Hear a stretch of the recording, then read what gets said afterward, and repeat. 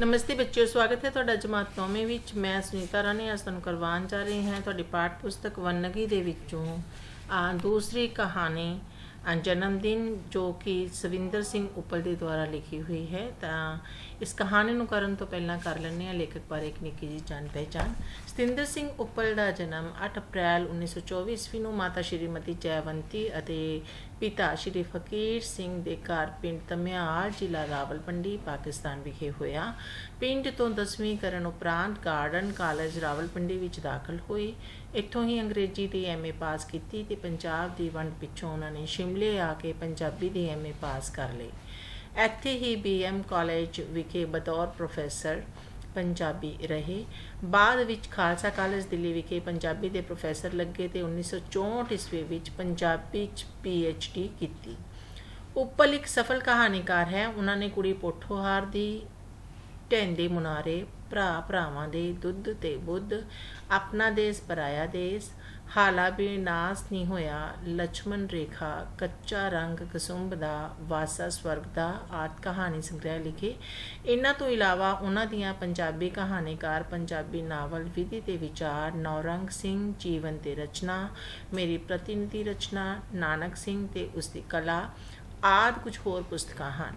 ਉੱਪਲ ਨੂੰ ਪੰਜਾਬੀ ਸਾਹਿਤ ਸਮੀਖਿਆ ਬੋਰਡ ਜਲੰਧਰ ਵੱਲੋਂ ਲਛਮਣ ਰੇਖਾ ਪੁਸਤਕ ਉੱਤੇ ਪੁਰਸਕ੍ਰਿਤ ਕੀਤਾ ਗਿਆ। ਪੰਜਾਬੀ ਸਾਹਿਤ ਅਕਾਦਮੀ ਦਿੱਲੀ ਅਤੇ ਸੰਤ ਨਿਧਾਨ ਸਿੰਘ ਕੇਸਰ ਮੈਮੋਰੀਅਲ ਕਮੇਟੀ ਬੈਂਕਾਕ ਵੱਲੋਂ ਵੀ ਆਪ ਨੂੰ ਸਨਮਾਨਿਤ ਕੀਤਾ ਗਿਆ। ਹਥਲੀ ਪਾਠ ਪੁਸਤਕ ਵਿੱਚ ਉੱਪਲ ਦੀ ਕਹਾਣੀ ਜਨਮਦਿਨ ਸ਼ਾਮਿਲ ਕੀਤੀ ਗਈ ਹੈ। ਲੇਕਿਨ ਇਸ ਕਹਾਣੀ ਨੂੰ ਪੜ੍ਹਨ ਤੋਂ ਪਹਿਲਾਂ ਇਸ ਕਹਾਣੀ ਬਾਰੇ ਇੱਕ ਛੋਟੀ ਜਿਹੀ ਜਾਣ ਪਹਿਚਾਣ ਕਰ ਲੈਂਦੇ ਕਿ ਕਹਾਣੀ ਹੈ ਕਿਸ ਬਾਰੇ। ਉੱਪਲ ਦੀ ਕਹਾਣੀ ਜਨਮਦਿਨ ਉਸ ਦੇ ਕਹਾਣੀ ਸੰਗ੍ਰਹਿ ਭਰਾ ਭਰਾਵਾਂ ਦੇ ਵਿੱਚੋਂ ਲਈ ਗਈ ਹੈ। ਇਸ ਕਹਾਣੀ ਵਿੱਚ ਧਨਾਢ ਲੋਕ ਪੈਸੇ ਅਤੇ ਰੁਤਬੇ ਦੇ ਜ਼ੋਰ ਨਾਲ ਗਰੀਬਾਂ ਦੀਆਂ ਸੱਧਰਾਂ ਅਤੇ ਉਮੰਗਾਂ ਦਾ ਖੂਨ ਕਰਦੇ ਵਿਖਾਏ ਗਏ ਹਨ। ਜੁਗਲ ਪ੍ਰਸਾਦ ਲੋਕਾਂ ਦੀ ਦੇਖਾ ਦੇਖੀ ਆਪਣੇ ਪੁੱਤਰ ਨੂੰ ਅੰਗਰੇਜ਼ੀ ਸਕੂਲ ਵਿੱਚ ਦਾਖਲ ਕਰਵਾ ਦਿੰਦਾ ਹੈ। ਜੁਗਲ ਪ੍ਰਸਾਦ ਅਤੇ ਉਸਦੀ ਪਤਨੀ ਦੇਵਕੀ ਨੇ ਕਈ ਆਰਥਿਕ ਔਕੜਾਂ ਝੱਲ ਕੇ ਆਪਣੇ ਪੁੱਤਰ ਜੋਤੀ ਨੂੰ ਕੱਪੜੇ ਬਣਵਾ ਕੇ ਦਿੱਤੇ, ਪਰ ਜਦੋਂ ਉਹਨਾਂ ਨੂੰ ਲੱਗਿਆ ਕਿ ਸਕੂਲ ਦੀ ਪ੍ਰਿੰਸੀਪਲ ਨੇ ਮੰਤਰੀ ਦੇ ਗਲ ਵਿੱਚ ਹਾਰ ਜੋਤੀ ਦੀ ਥਾਂ 'ਤੇ ਸੇਠ ਲਖਪਤ ਰਾਏ ਦੇ ਪੁੱਤਰ ਤੋਂ ਪਵਾ ਦਿੱਤਾ ਹੈ, ਤਾਂ ਇਹ ਸੁਣ ਕੇ ਉਹਨਾਂ ਦੇ ਪੈਰੋਂ ਹੇਠੋਂ ਜ਼ਮੀਨ ਨਿਕਲ ਜਾਂਦੀ ਹੈ। ਇਸ ਕਹਾਣੀ ਦਾ ਅੰਤ ਆਸ਼ਾਵਾਦੀ ਹੈ। ਕਹਾਣੀ ਦੇ ਅੰਤ ਵਿੱਚ ਜੁਗਲ ਪ੍ਰਸਾਦ ਕਹਿੰਦਾ ਹੈ, ਅੱਜ ਉਸ ਮੰਤਰੀ ਦਾ ਜਨਮਦਿਨ ਨਹੀਂ, ਮੇਰਾ ਜਨਮਦਿਨ ਹੈ। ਮੇਰੀ ਸੁੱਤੀ ਦਲੇਰੀ ਅਤੇ ਜ਼ਰੂਰਤ ਦਾ ਜਨਮਦਿਨ ਹੈ। ਹੁਣ ਮੈਂ ਵੇਖਾਂਗਾ ਕਿ ਕਿਵੇਂ ਕੋਈ ਗਰੀਬਾਂ ਦੀਆਂ ਸੱਧਰਾਂ ਅਤੇ ਉਮੰਗਾਂ ਨੂੰ ਲਿਤਾੜਨ ਦੀ ਜ਼ਰੂਰਤ ਕਰੇਗਾ। ਅਤੇ ਇਸ ਕਹਾਣੀ ਦੇ ਵਿੱਚ ਬੱਚਿਓ ਸੀ ਇਹੀ ਮੈਸੇਜ ਜਿਹੜਾ ਹੈ ਕਨਵੇ ਕਰਦੀ ਹੈ ਕਿ ਜਿਹੜੇ ਅਮੀਰ ਲੋਕ ਨੇ ਗਰੀਬਾਂ 'ਤੇ ਕਿਸ ਤਰ੍ਹਾਂ ਹਾਵੀ ਹੁੰਦੇ ਹਨ। ਤਾਂ ਚਲੋ ਕਰਦੇ ਹਾਂ ਆਪਾਂ ਇਸ ਕਹਾਣੀ ਨੂੰ। ਜੋ ਹੀ ਜੁਗਲ ਪ੍ਰਸਾਦ ਦੀ 5 ਰੁਪਏ ਤਨਖਾਹ ਵਧੀ, ਉਹ ਆਪਣੇ ਸਭ ਤੋਂ ਛੋਟੇ ਲੜਕੇ ਜੋਤੀ ਨੂੰ ਮੁੱਢ ਤੋਂ ਹੀ ਅੰਗਰੇਜ਼ੀ ਪੜ੍ਹਾਈ ਜਾਣ ਵਾਲੇ ਅਤੇ ਨਵੀਆਂ ਵਿਦਿਅਕ ਵਿਉਂਤਾਂ ਅਨੁਸਾਰ ਚੱਲ ਰਹੀ ਕਿਸੇ ਸਕੂਲ ਵਿੱਚ ਦਾਖਲ ਕਰਾਉਣ ਦੀ ਚਿਰ ਸੋਚੀ ਸੱਧਰ ਪੂਰੀ ਕਰਨ ਚਾਹੇ। ਪਰ ਉਸਦੀ ਪਤਨੀ ਤਾਂ ਪਤੀ ਦੀ ਤਨਖਾਹ ਵਧਣ ਦੀ ਕਈ ਦਿਨਾਂ ਦੀ ਲੱਗੀ ਆਸ ਰਾਹੀਂ ਘਰ ਦੀਆਂ ਕੁਝ ਥੁੜਾਂ ਪੂਰੀਆਂ ਕਰਨ ਦੀ ਸੋਚੀ ਬੈਠੀ ਸੀ। ਜੋਤੀ ਨੂੰ ਅਜੇ ਅੰਗਰੇਜ਼ੀ ਸਕੂਲ ਵਿੱਚ ਦਾਖਲ ਕਰਾਉਣ ਦੀ ਗੱਲ ਸੁਣ ਕੇ ਦੇਵਕੀ ਕੁਝ ਚਿਰ ਲਈ ਸੋਚੀ ਪੈ ਗਈ, ਪਰ ਆਖਰ ਇਹ ਆਖੇ ਬਿਨਾਂ ਨਾ ਰਹਿ ਸਕੀ। ਮੈਂ ਤਾਂ ਕਹਿੰਦੀ ਹਾਂ ਜੋਤੀ ਨੂੰ ਕਿਸੇ ਛੋਟੇ ਮੋਟੇ ਸਕੂਲ ਵਿੱਚ ਦਾਖਲ ਕਰਾ ਦਿਓ। ਅਸੀਂ ਕਿੱਥੇ ਭਰ ਸਕਦੇ ਹਾਂ 5 ਰੁਪਏ ਮਹੀਨਾ ਫੀਸ। ਓਏ ਭਲੀਏ ਲੋਕੇ, ਇਹ ਜਿਹੜੀ 5 ਰੁਪਏ ਤਨਖਾਹ ਵਧੀ ਹੈ, ਇਹ ਹੀ ਸਮਝੀ ਨਹੀਂ ਵਧੀ। ਹਾਏ ਹਾਏ, ਇੰਜ ਨਾ ਆਖੋ। ਤੇ ਜੋਤੀ ਨੂੰ ਚਾਵਾਂ ਮਲਾਰਾ ਨਾਲ ਨਵੀਨ ਵਿਉਂਤਾਂ ਅਨੁਸਾਰ ਚੱਲ ਰਹੇ ਲਾਗਲੇ ਸਕੂਲ ਵਿੱਚ ਦਾਖਲ ਕਰਾ ਦਿੱਤਾ। ਜੁਗਲ ਪ੍ਰਸਾਦ ਜਿੱਥੇ ਚਾਹੁੰਦਾ ਸੀ ਕਿ ਉਸਦਾ ਲੜਕਾ ਅੰਗਰੇਜ਼ੀ ਵਿੱਚ ਪ੍ਰਵੀਨ ਹੋਵੇ, ਉੱਥੇ ਉਹ ਜ਼ਿਆਦਾ ਇਸ ਕਰਕੇ ਅਜਿਹੇ ਸਕੂਲ ਵਿੱਚ ਮੁੰਡੇ ਨੂੰ ਦਾਖਲ ਕਰਵਾਉਣਾ ਜ਼ਰੂਰੀ ਸਮਝਦਾ ਸੀ ਕਿ ਉੱਥੇ ਹਰ ਸ਼ਖਸੀਅਤ ਨੂੰ ਪੁੰਗਰਨ ਲਈ ਲੋੜੀਂਦੀ ਤਰ੍ਹਾਂ ਦੇ ਅਵਸਰ ਦਿੱਤੇ ਜਾਂਦੇ ਹਨ। ਕਦੇ ਕਦੇ ਉਹ ਦਫ਼ਤਰ ਜਾਣ ਸਮੇਂ ਘਰੋਂ ਕੁਝ ਸਵੇਰੇ ਟੁਰ ਜਾਂਦਾ ਸੀ ਅਤੇ ਅਜਿਹੇ ਸਕੂਲਾਂ ਦੇ ਬਾਹਰ ਖਲੋ ਕੇ ਵੇਖਦਾ ਕਿ ਬੱਚੇ ਚੰਗੇ ਕੱਪੜੇ ਪਾਏ, ਊਚ ਨੀਚ ਤੋਂ ਬੇਲਾਗ, ਨਿਖਰੇ ਪੁਖਰੇ, ਹੌਲੀ ਹੌਲੀ ਇੱਕ ਦੂਜੇ ਨਾਲ ਗੱਲਾਂ ਕਰਦੇ, ਆਪਸ ਵਿੱਚ ਪਿਆਰ ਨਾਲ ਖੇਡਦੇ। ਗਾਲ ਕੱਢਣੀ ਤਾਂ ਉਹਨਾਂ ਦੀ ਉਸਤਾਨੀਆਂ ਅਨੁਸਾਰ ਪਾਪ ਸੀ। ਬਿਨਾਂ ਝਿਜਕ ਉਹ ਹਰ ਇੱਕ ਗੱਲ ਕਰ ਲੈਂਦੇ ਅਤੇ ਉਤਸ਼ਾਹ ਭਰਪੂਰ ਆਪਣੇ ਆਪ 'ਤੇ ਪੂਰਾ ਭਰੋਸਾ ਹੋਣ ਕਾਰਨ ਉਹ ਅਵਸਰ ਅਨੁਸਾਰ ਗੱਲ ਸੋਚ ਸਕਦੇ। ਇਹੋ ਜਿਹੀਆਂ ਹੀ ਕੁਝ ਗੱਲਾਂ ਸਨ ਜਿਨ੍ਹਾਂ ਕਾਰਨ ਜੁਗਲ ਪ੍ਰਸਾਦ ਦੀ ਚਿਰੋਖਣੀ ਸੱਦਰ ਸੀ ਕਿ ਉਹ ਵੀ ਆਪਣੇ ਨਿੱਕੇ ਲੜਕੇ ਨੂੰ ਅਜਿਹੇ ਸਕੂਲ ਵਿੱਚ ਦਾਖਲ ਕਰਾਈ। ਇਹਨਾਂ ਸਕੂਲਾਂ ਵਿੱਚ ਪੜ੍ਹਾਉਣ ਨੂੰ ਤਾਂ ਹਰ ਇੱਕ ਦਾ ਦਿਲ ਕਰਦਾ ਹੈ, ਪਰ ਪੜ੍ਹਾ ਕੋਈ ਸਕਦਾ ਹੈ, ਕਿਉਂ ਜੋ ਇਹਨਾਂ ਸਕੂਲਾਂ ਦੀਆਂ ਮੁੱਛਾਂ ਦਾੜੀ ਤੋਂ ਵੀ ਵੱਡੀਆਂ ਹੁੰਦੀਆਂ ਹਨ। ਭਾਵ ਦਾਖਲਾ, ਵਰਦੀ, ਖੇਡਾਂ ਦੀ ਫੀਸ, ਖਾਣ ਪੀਣ ਦੇ ਪੈਸੇ ਆਦਿ ਕੁਝ ਅਜਿਹੀਆਂ ਰਕਮਾਂ ਹਨ ਜਿਨ੍ਹਾਂ ਨੂੰ ਦੇਣ ਨਾਲ ਹੀ ਆਮ ਮਨੁੱਖ ਦਾ ਤਾਂ ਝੁੰਮਰ ਹੀ ਨਿਕਲ ਜਾਂਦਾ ਹੈ। ਪਰ ਜੁਗਲ ਪ੍ਰਸਾਦ ਇਰਾਦੇ ਦਾ ਬੜਾ ਪੱਕਾ ਸੀ। ਇਸ ਕਰਕੇ ਉਸ ਇੱਧਰੋਂ ਮੰਗ ਕੀਤੀ ਕਿ ਬੜੀ ਮੁਸ਼ਕਿਲ ਨਾਲ ਇਕੱਠੇ ਕੀਤੇ 40 ਰੁਪਏ ਦੇਣ ਵਾਲੇ ਜ਼ਰਾ ਨੂੰ ਚੂੰ ਚਾਂ ਨਾ ਕੀਤੀ। ਮੁੰਡੇ ਨੂੰ ਸਕੂਲ ਵਿੱਚ ਦਾਖਲ ਕਰਾ ਕੇ ਉਹ ਬਹੁਤ ਖੁਸ਼ ਹੋਇਆ। ਅੱਜ ਉਹ ਮਾਣ ਨਾਲ ਟੁਰ ਰਿਹਾ ਸੀ। ਉਹ ਸੋਚਦਾ, ਜੋਤੀ ਇਹੋ ਜਿਹੇ ਨਿੱਘਰੇ ਤੇ ਸਾਫ਼ ਵਾਤਾਵਰਣ ਵਿੱਚ ਪੜ੍ਹ ਕੇ ਬਹੁਤ ਲਾਇਕ ਬਣੇਗਾ। ਆਜ਼ਾਦ ਭਾਰਤ ਦਾ ਉਹ ਇੱਕ ਬਹੁਤ ਵੱਡਾ ਤੇ ਚੰਗਾ ਅਫਸਰ ਬਣ ਜਾਵੇਗਾ। ਸਾਡੇ ਉੱਠ ਰਹੇ ਭਾਰਤ ਨੂੰ ਅਜਿਹੇ ਅਫਸਰਾਂ ਦੀ ਸਖਤ ਲੋੜ ਹੈ। ਸਾਡੇ ਭਾਰਤ ਲਈ ਜੋਤੀ ਜੋਤ ਬਣ ਕੇ ਵਿਖਾ ਦੇਵੇਗਾ। ਜੋਤੀ ਜਿੱਥੇ ਲਾਇਕ ਸੀ ਉਹ ਸੋਨਾ ਵੀ ਪੁੱਜ ਗਈ ਸੀ। ਉਸ ਦੀ ਉਸਤਾਨੀ ਸਾਫ਼ ਤੇ ਚਿੱਟੇ ਕੱਪੜਿਆਂ ਵਿੱਚ ਚਮਕੇ ਉਸ ਦੇ ਰੂਪ ਸੁੰਦਰ ਨਕਸ਼ਾ ਨੂੰ ਵੇਖ ਕੇ ਪਿਆਰ ਕੀਤੇ ਬਿਨਾਂ ਨਾ ਰਹਿ ਸਕਦੀ। ਉਹ ਉਸ ਦਾ ਉਚੇਚਾ ਧਿਆਨ ਰੱਖਦੀ। ਮਹੀਨੇ ਪਿੱਛੋਂ ਜਦੋਂ ਉਸ ਦਾ ਇਮਤਿਹਾਨ ਹੋਇਆ ਤਾਂ ਜੋਤੀ ਸਾਰੇ ਜਮਾਤੀਆਂ ਤੋਂ ਹਰ ਗੱਲ ਵਿੱਚ ਅੱਗੇ ਸੀ। ਉਸ ਦੀ ਪ੍ਰਿੰਸੀਪਲ ਨੇ ਰਿਪੋਰਟ ਵਿੱਚ ਖੁਸ਼ੀ ਪ੍ਰਗਟ ਕਰਨ ਦੇ ਨਾਲ ਨਾਲ ਜੁਗਲ ਪ੍ਰਸਾਦ ਨੂੰ ਅਜੇ ਕਾਬਲ ਤੇ ਲਾਇਕ ਸਪੁੱਤਰ ਦਾ ਪਿਓ ਹੋਣ ਉੱਤੇ ਵਧਾਈ ਘੱਲੀ। ਹੁਣ ਤਾਂ ਜੁਗਲ ਪ੍ਰਸਾਦ ਆਪਣੇ ਵਰਗਾ ਖੁਸ਼ਕਿਸਮਤ ਪਿਓ ਕਿਸੇ ਨੂੰ ਸਮਝਦਾ ਹੀ ਨਹੀਂ ਸੀ। ਦਫ਼ਤਰ ਵਿੱਚ ਉਹ ਆਪਣੇ ਕਲਰਕ ਸਾਥੀਆਂ ਨਾਲ ਜੋਤੀ ਦੀ ਲਿਆਕਤ ਬਾਰੇ ਗੱਲਾਂ ਬੜੇ ਮਾਣ ਨਾਲ ਕਰਦਾ ਅਤੇ ਘਰ ਵਿੱਚ ਉਹ ਬਾਕੀ ਦੇ ਧੀਆਂ ਪੁੱਤਰਾਂ ਨੂੰ ਜੋਤੀ ਵਰਗਾ ਲਾਇਕ ਬਣਨ ਦੀ ਪ੍ਰੇਰਨਾ ਦਿੰਦਾ ਰਹਿੰਦਾ। ਦੇਵਕੀ ਨੂੰ ਕਈ ਵਾਰੀ ਲੱਗਦਾ, ਮੈਂ ਕਹਿੰਦਾ ਨਹੀਂ ਸੀ ਹੁੰਦਾ ਕਿ ਜੋਤੀ ਸਾਰੇ ਖਾਨਦਾਨ ਦਾ ਨਾਂ ਰੋਸ਼ਨ ਕਰੇਗਾ। ਇਹ ਗੱਲ ਸੁਣ ਕੇ ਉਸ ਦੀ ਪਤਨੀ ਦੇਵਕੀ ਵੀ ਆਪਣੇ ਆਪ ਉੱਤੇ ਦਿਲ ਵਿੱਚ ਇਸ ਗੱਲ 'ਤੇ ਮਾਣ ਕਰਦੀ ਕਿ ਆਖਰ ਇਹੋ ਜਿਹੇ ਲਾਇਕ ਚੰਨ ਪੁੱਤਰ ਜੰਮਿਆ ਤਾਂ ਮੈਂ ਹੀ ਹੈ ਨਾ। ਹਾਲਾਂ 6 ਮਹੀਨੇ ਲੰਘੇ ਸਨ ਕਿ ਇੱਕ ਦਿਨ ਜੋਤੀ ਪ੍ਰਿੰਸੀਪਲ ਦੀ ਇੱਕ ਚਿੱਠੀ ਲਿਆਇਆ। ਜੁਗਲ ਪ੍ਰਸਾਦ ਉਸਨੂੰ ਪੜ੍ਹਦਿਆਂ ਹੀ ਖਿੜ ਗਿਆ। ਮੈਂ ਕਿਹਾ, ਸੁਣਨੀ ਹੈ ਜੋਤੀ ਦੀ ਮਾਂ, ਇਹ ਵੇਖੋ। ਤੇ ਉਹ ਜੋਤੀ ਨੂੰ ਚੁੱਕ ਕੇ ਰਸੋਈ ਵਿੱਚ ਲੈ ਗਿਆ। ਉਹ ਜੋਤੀ ਨੂੰ ਪਿਆਰ ਤੇ ਪਿਆਰ ਦੇਈ ਜਾ ਰਿਹਾ ਸੀ ਜਿਵੇਂ ਉਸਨੇ ਅੱਜ ਪਿਆਰ ਦੇਣ ਦਾ ਰਿਕਾਰਡ ਤੋੜ ਕੇ ਹੀ ਰੱਖ ਦੇਣਾ ਹੈ। ਤੇ ਜੋਤੀ ਵਿਚਾਰਾ ਹੈਰਾਨ ਪਰੇਸ਼ਾਨ ਪਿਓ ਦੇ ਮੂੰਹ ਵੱਲ ਹੀ ਦੇਖੀ ਜਾ ਰਿਹਾ ਸੀ। ਮੈਂ ਕਿਹਾ, ਜੀ ਗੱਲ ਤੇ ਦੱਸੋ, ਐਨੇ ਖੁਸ਼ ਕਿਸ ਗੱਲ ਪਏ ਹੁੰਦੇ ਹੋ? ਦੇਵਕੀ ਵੀ ਗੱਲ ਜਾਣ ਕੇ ਇਸ ਖੁਸ਼ੀ ਵਿੱਚ ਛੇਤੀ ਤੋਂ ਛੇਤੀ ਸ਼ਾਮਲ ਹੋਣ ਲਈ ਉਤਾਵਲੀ ਹੋ ਰਹੀ ਸੀ। ਚੱਲ ਕਮਰੇ ਵਿੱਚ ਚੱਲ, ਇਹ ਗੱਲ ਜ਼ਰਾ ਆਰਾਮ ਨਾਲ ਦੱਸਣ ਵਾਲੀ ਹੈ। ਤੇ ਜੁਗਲ ਪ੍ਰਸਾਦ ਜੋਤੀ ਨੂੰ ਉਸੇ ਤਰ੍ਹਾਂ ਚੁੱਕ ਕੇ ਕਮਰੇ ਵਿੱਚ ਆ ਗਿਆ। ਦੇਵਕੀ ਵੀ ਖੁਸ਼ੀ ਲਈ ਤਿਆਰ ਹੁੰਦੀ ਹੋਈ ਉਤਾਵਲੀ ਪਤੀ ਦੇ ਪਿੱਛੇ ਕਮਰੇ ਵਿੱਚ ਆ ਗਈ। ਜ਼ਰਾ ਮੰਜੇ 'ਤੇ ਬੈਠ ਜਾ। ਜੁਗਲ ਪ੍ਰਸਾਦ ਮੁਸਕਰਾਇਆ ਅਤੇ ਕੁਰਸੀ ਉੱਤੇ ਬੈਠ ਕੇ ਆਈ ਚਿੱਠੀ ਨੂੰ ਫਿਰ ਪੜ੍ਹਨ ਲਈ ਐਨਕ ਨੂੰ ਨੱਕ ਉੱਤੇ ਠੀਕ ਜਮਾਉਣ ਲੱਗ ਪਿਆ। ਇੱਕ ਅੱਧ ਮਿੰਟ ਲਈ ਉਹ ਅੰਗਰੇਜ਼ੀ ਵਿੱਚ ਲਿਖੀ ਚਿੱਠੀ ਨੂੰ ਫਿਰ ਪੜ੍ਹਦਾ ਰਿਹਾ ਤਾਂ ਜੋ ਉਹ ਸਾਰੀ ਦੀ ਸਾਰੀ ਖੁਸ਼ਖਬਰੀ ਨੂੰ ਆਪਣੇ ਜੀਵਨ ਸਾਥਣ ਨਾਲ ਸਾਂਝੀ ਕਰ ਸਕੇ। ਦੱਸੋ ਵੀ ਨਾ, ਇਹ ਫਿਰ ਦੇਵਕੀ ਨੇ ਇੰਝ ਮੁਸਕਰਾਉਂਦਿਆਂ ਆਖਿਆ ਜਿਵੇਂ ਉਸ ਤੋਂ ਹੋਰ ਉਡੀਕਣਾ ਅਸਹਿ ਹੋ ਰਿਹਾ ਸੀ। ਲੈ ਸੁਣ।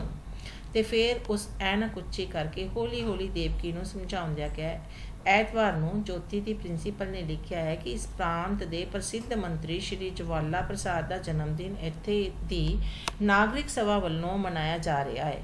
ਸ਼ਹਿਰ ਦੇ 94 ਸਕੂਲਾਂ ਦੇ 2 ਲਾਇਕ ਵਿਦਿਆਰਥੀਆਂ ਨੂੰ ਇਸ ਮੌਕੇ ਉੱਤੇ ਮੰਤਰੀ ਜੀ ਮਿਲਣਾ ਪਸੰਦ ਕਰਨਗੇ। KG ਜਮਾਤ ਵਿੱਚੋਂ ਸਾਡੀ ਜੋਤੀ ਨੂੰ ਚੁਣਿਆ ਗਿਆ ਹੈ। ਇਹ ਉਹਨਾਂ ਨੂੰ ਹਾਰ ਪਾਏਗਾ। ਇਹ ਸੁਣਦਿਆਂ ਸਾਰ ਦੇਵਕੀ ਨੇ ਉੱਠ ਕੇ ਜੋਤੀ ਨੂੰ ਆਪਣੀ ਗੋਦ ਵਿੱਚ ਲੈ ਲਿਆ। ਇਹ ਮੇਰਾ ਲਾਲ ਜਾਏਗਾ ਐਡੇ ਵੱਡੇ ਮੰਤਰੀ ਕੋਲੇ, ਮੈਂ ਸਦਕੇ ਜਾਵਾਂ।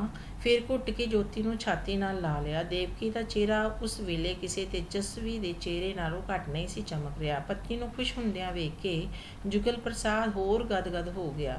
ਜੋਤੀ ਨੇ ਅੱਜ ਉਸਦੀ ਗੱਲ ਰੱਖ ਵਿਖਾਈ ਸੀ। ਫਿਰ ਉਹ ਅੱਖਾਂ ਮੀਟ ਲਈਆਂ ਤਾਂ ਜੋ ਉਹ ਸਾਰੀ ਖੁਸ਼ੀ ਨੂੰ ਆਪਣੇ ਅੰਦਰ ਸਿੰਜਰ ਲਏ। ਪਰ ਝੱਟ ਹੀ ਅੱਖਾਂ ਖੋਲ੍ਹ ਕੇ ਉਸਨੇ ਦੇਵਕੀ ਨੂੰ ਆਖਿਆ, ਹਾਂ ਸੱਚ, ਮੈਂ ਇਹ ਤਾਂ ਤੈਨੂੰ ਦੱਸਣਾ ਭੁੱਲ ਹੀ ਗਿਆ ਕਿ ਜੋਤੀ ਲਈ ਕੁਝ ਖਾਸ ਤਰ੍ਹਾਂ ਦੇ ਕੱਪੜੇ ਤਿਆਰ ਕਰਕੇ ਰੱਖਣੇ, ਉੱਤੇ ਪਾ ਕੇ ਜਾਣ ਲਈ।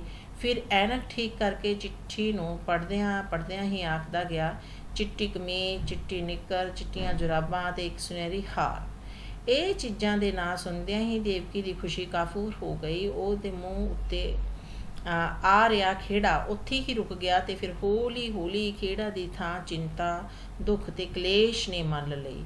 ਉਸ ਇੰਜ ਅਨੁਭਵ ਕੀਤਾ ਜਿਵੇਂ ਕਿ ਉਹ ਖੇੜੇ ਦੇ ਮਹਿਲ ਨੂੰ ਦੂਰੋਂ ਵੇਖ ਕੇ ਖੁਸ਼ ਹੋ ਗਈ ਸੀ, ਅਤੇ ਜਿਉਂ ਹੀ ਉਸਨੇ ਖੁਸ਼ੀ ਖੁਸ਼ੀ ਉਸਦੇ ਅੰਦਰ ਪੈਰ ਧਰਨ ਲਈ ਚੁੱਕਿਆ, ਕਿਸੇ ਨੇ ਅਚਾਨਕ ਹੀ ਖੇੜੇ ਦੇ ਮਹਿਲ ਦੇ ਦਰਵਾਜ਼ਾ ਹੀ ਬੰਦ ਕਰ ਦਿੱਤਾ। ਕੀ ਗੱਲ ਏ, ਉਦਾਸ ਹੋ ਗਈ ਏ? ਜੁਗਲ ਪ੍ਰਸਾਦ ਨੂੰ ਇਸ ਖੁਸ਼ੀ ਦਾ ਘੜੀ ਸਮੇਂ ਉਸਦਾ ਬਿਲ ਬਿਤੌੜੇ ਵਰਗਾ ਮੂੰਹ ਜ਼ਰਾ ਨਾ ਪਾਇਆ। ਮੈਂ ਸੋਚਦੀ ਹਾਂ ਇਹਨਾਂ ਚੀਜ਼ਾਂ ਵਾਸਤੇ ਪੈਸੇ ਕਿੱਥੋਂ ਲਵਾਂਗੇ। ਅੱਜ ਤੇ ਮਹੀਨੇ ਦੀ 26 ਤਰੀਕ ਏ, ਘਰ ਮਸਾਂ 10-12 ਆਨੇ ਪਏ ਨੇ ਦਾਲ ਸਬਜ਼ੀ ਲਈ। ਹਾਲੇ ਤਾਂ ਪਿਛਲੇ ਮੰਗੇ 40 ਵੀ ਨਹੀਂ ਉਤਰੇ।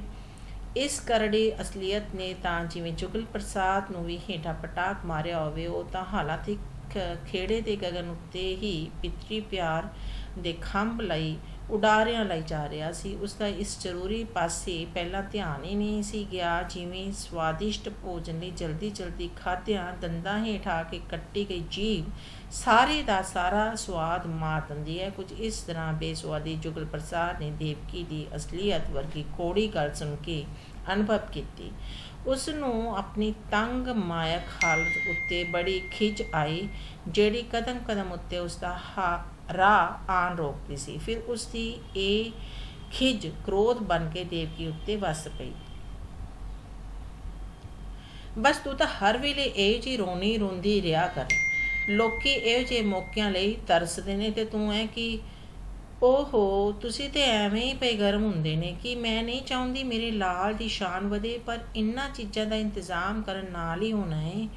ਐਵੇਂ ਥੁੱਕਾਂ ਨਾਲ ਤਾਂ ਵੜੇ ਨਹੀਂ ਪੱਕਦੇ, ਭਾਵੇਂ ਕੁਝ ਹੋ ਜਾਏ। ਇਹਨਾਂ ਚੀਜ਼ਾਂ ਦਾ ਇੰਤਜ਼ਾਮ ਤਾਂ ਮੈਂ ਕਰਕੇ ਹੀ ਛੱਡਾਂਗਾ, ਜੁਗਲ ਪ੍ਰਸਾਦ ਨੇ ਦ੍ਰਿੜਤਾ ਨਾਲ ਕਿਹਾ। ਮੈਂ ਵੇਖਦੀ ਹਾਂ ਗੁੱਡੀ ਦੀ ਬੁਗਨੀ ਵਿੱਚ ਕਿੰਨੇ ਪੈਸੇ ਨੇ। ਉਹ ਰੋਵੇਗੀ ਤਾਂ ਸਹੀ, ਪਰ ਮੈਂ ਉਸਨੂੰ ਪਰਚਾ ਲਵਾਂਗੀ। ਤੇ ਉਹ ਬੁਗਨੀ ਲੈਣ ਚਲੀ ਗਈ। ਦੇਵਕੀ ਦੀ ਜਾਨ ਉੱਤੇ ਜੁਗਲ ਪ੍ਰਸਾਦ ਨੇ ਸੋਚਿਆ, ਮੈਂ ਐਵੇਂ ਹੀ ਦੇਵਕੀ ਵਿਚਾਰੀ ਉੱਤੇ ਗੁੱਸੇ ਹੋਣ ਲੱਗ ਜਾਂਦਾ ਏ। ਪੈਸੇ ਦੀ ਘਾਟ ਮੈਨੂੰ ਹਮੇਸ਼ਾ ਗੁੱਸਾ ਚੜ੍ਹਾ ਦਿੰਦੀ ਹੈ। ਇਹ ਵੀ ਕੀ ਜ਼ਿੰਦਗੀ ਹੋਈ, ਪੈਸੇ ਪੈਸੇ ਲਈ ਜ਼ਬਕਦੇ ਫਿਰਨਾ। ਕਿ ਸਾਰੇ ਗਰੀਬਾਂ ਦਾ ਇਤਨਾ ਵੀ ਹੱਕ ਨਹੀਂ ਹੈ ਕਿ ਅਸੀਂ ਆਪਣੇ ਹੋਣਹਾਰ ਲੜਕੇ ਦੀ ਇੱਕ ਨਿੱਕੀ ਖੁਸ਼ੀ ਨੂੰ ਖਰੀਦ ਸਕੀਏ, ਤੇ ਇਹ ਅਮੀਰ ਹਜ਼ਾਰਾਂ ਰੁਪਏ ਐਵੇਂ ਅਯਾਸ਼ੀ ਵਿੱਚ ਰੋੜਦੇ ਫਿਰਦੇ ਨੇ। ਅਸੀਂ ਗਰੀਬ ਉਤਨਾ ਚਿਰ ਨਹੀਂ ਉੱਠ ਸਕਾਂਗੇ ਜਿਤਨਾ ਚਿਰ ਅਸੀਂ ਆਪ ਯਤਨ ਨਹੀਂ ਕਰਦੇ। ਅਮੀਰ ਨੇ ਤਾਂ ਸਾਨੂੰ ਉਠਾਲਣਾ ਹੈ ਅਤੇ ਨਾ ਹੀ ਕਦੇ ਉੱਠਣ ਦੇਣਾ ਹੈ। ਫਿਰ ਉਸ ਦਾ ਧਿਆਨ ਦੇਵਕੀ ਵੱਲ ਗਿਆ, ਜਿਹੜਾ ਵਿਚਾਰੀ ਜਦੋਂ ਵੀ ਵਿਆਹੀ ਆਈ ਸੀ ਤੰਗੀ ਤੁਰਸ਼ੀ ਦੇ ਪੁੜਾਂ ਵਿੱਚ ਹੀ ਪਿਸ ਰਹੀ ਸੀ। ਹੁਣ ਉਸਦੇ ਮਨ ਵਿੱਚ ਦੇਵਕੀ ਲਈ ਵਧੇਰੇ ਤਰਸ ਸੀ। ਵਿਚਾਰੀ ਕੀ ਕਰੇ, ਬੜੀ ਮੁਸ਼ਕਲ ਨਾਲ 150 ਵਿੱਚ 5 ਬੱਚਿਆਂ ਨੂੰ ਪਾਲਦੀ ਹੈ। ਮੈਂ ਕਿਹਾ ਜੀ, ਗੁੱਡੀ ਦੀ ਬੁਗਨੀ ਚੋਂ 7.5 ਆਨੇ ਨਿਕਲੇ ਤੇ ਜੋਤੀ ਦੀ ਬੁਗਨੀ ਚੋਂ 12 ਆਨੇ। ਜੁਗਲ ਪ੍ਰਸਾਦ ਨੇ ਵੇਖਿਆ ਕਿ ਉਹ ਵਿਚਾਰੀ ਯਤਨ ਕਰ ਰਹੀ ਸੀ ਕਿ ਕਿਸੇ ਤਰ੍ਹਾਂ ਮੇਰਾ ਲਾਲ ਸਕੂਲ ਵਾਲਿਆਂ ਦੀ ਇੱਛਾ ਅਨੁਸਾਰ ਤਿਆਰ ਹੋ ਕੇ ਐਤਵਾਰ ਨੂੰ ਸਕੂਲ ਜਾ ਸਕੇ। ਉਹ ਸੋਚਿਆ, ਸਕੂਲ ਵਾਲਿਆਂ ਤਾਂ ਆਪਣੇ ਵੱਲੋਂ ਸਾਡੇ ਬੱਚੇ ਨੂੰ ਮਾਣ ਦਿੱਤਾ ਹੈ, ਪਰ ਉਹ ਕੀ ਜਾਣਨ ਕਿ ਇਹ ਮਾਣ ਸਾਡੇ ਲਈ ਜ਼ਹਿਮਤ ਬਣ ਜਾਏਗਾ। ਅੱਛਾ, ਪਰਵਾਹ ਨਹੀਂ, ਭਾਵੇਂ ਕੁਝ ਵੀ ਹੋ ਜਾਏ, ਮੇਰੇ ਬੱਚੇ ਨੂੰ ਐਤਵਾਰ ਇਹ ਸਾਰੀਆਂ ਚੀਜ਼ਾਂ ਮਿਲਣੀਆਂ ਹੀ ਚਾਹੀਦੀਆਂ ਹਨ। ਅੱਜ ਵੀਰਵਾਰ ਹੈ, ਵਿੱਚੋਂ ਦਿਨ ਤੇ ਹੋਏ ਸ਼ੁੱਕਰ ਤੇ ਸ਼ਨੀਚਰ, ਕੋਈ ਗੱਲ ਨਹੀਂ।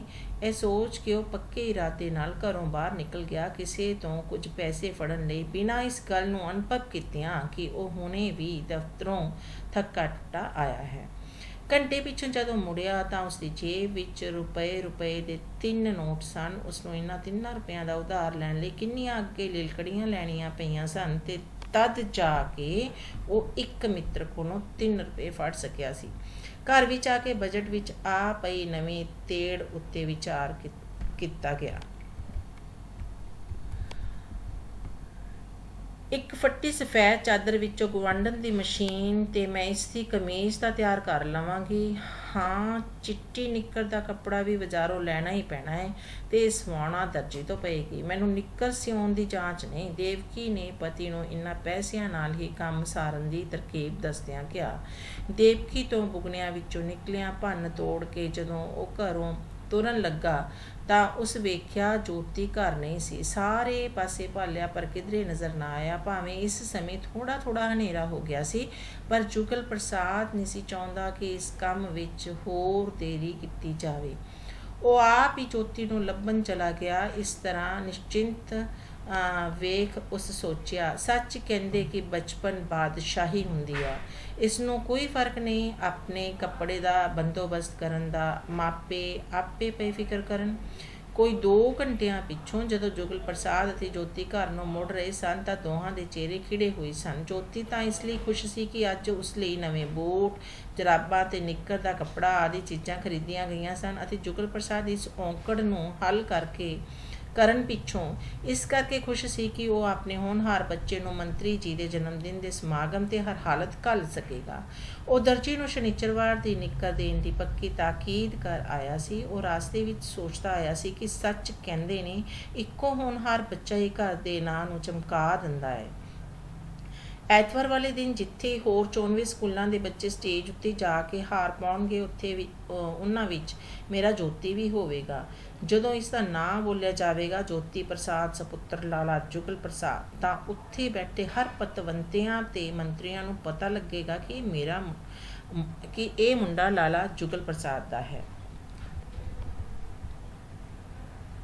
ਫਿਲਮ ਲਈ ਜਾਏਗੀ, ਅਖਬਾਰ ਵਿੱਚ ਇਸ ਦਾ ਨਾਂ ਆਵੇਗਾ ਤੇ ਹੋ ਸਕਦਾ ਹੈ ਇਸ ਦੀ ਤਸਵੀਰ ਵੀ ਆਵੇ।